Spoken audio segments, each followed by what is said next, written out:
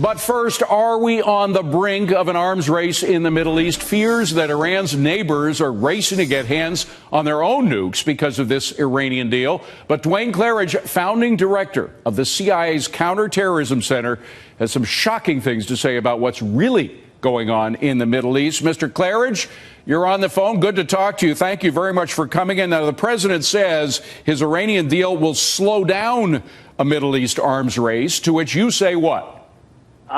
This is simply another foolish assertion of Obama.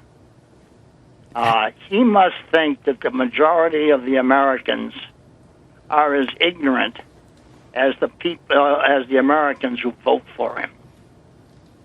I mean, this is absolute nonsense. It will create an arms race.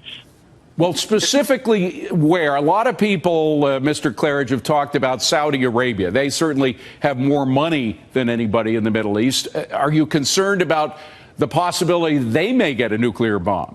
Saudis already have the bomb. But people fail to remember. Hold on a second, Mr. Claridge. Let me just emphasize that point, because that's an important point. You say Saudi Arabia already has a nuclear bomb? Or several. Where did they get it? They don't have a nuclear program, do they? Well, people forget that it was the Saudis who financed the Pakistani bomb. They put billions of dollars into that effort to create that nuclear capability.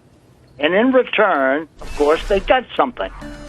Now, people can argue whether it was dibs on 4 nuclear devices or 7. That's the argument.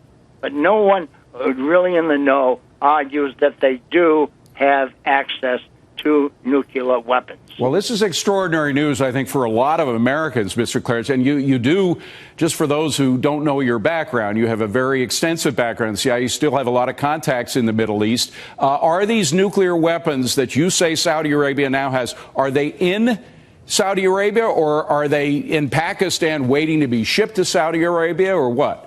I can't answer that question. But what I can say is, if people argue whether the Saudis could actually deliver the weapons to Iran, I say they could. They have a capability with their F-15s, and don't forget the Chinese missile system that sits in the middle of the desert of Saudi Arabia, which has been kept up to date.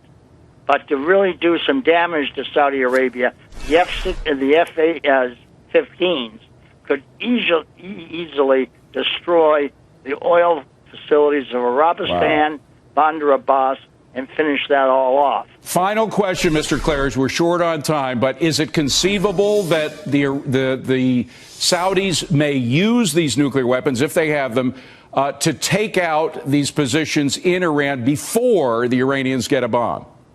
I cannot answer that question.